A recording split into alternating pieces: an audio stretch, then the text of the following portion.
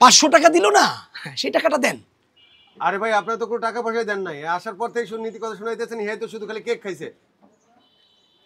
কি রে ভাই, এই দেখেন আপনার চেহারা দিকে মনে হইতেছে আপনি সৎ, কিন্তু আসলে তো আপনি আপাতমস্তক একটা অসৎ মানুষ। আপনার 500 টাকার একটা নোট দেওয়া হলো না, দেন টাকা দেন মিয়া।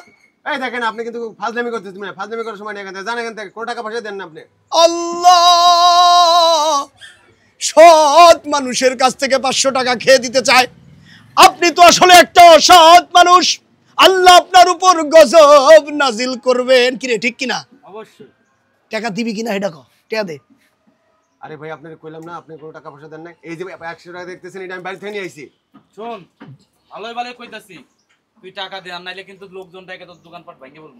ভদ্র মানুষের মতো কইতাছি, তোরে 500 টাকা দেওয়া হয়েছে, সেই টাকা তুই দিবি কিনা কও।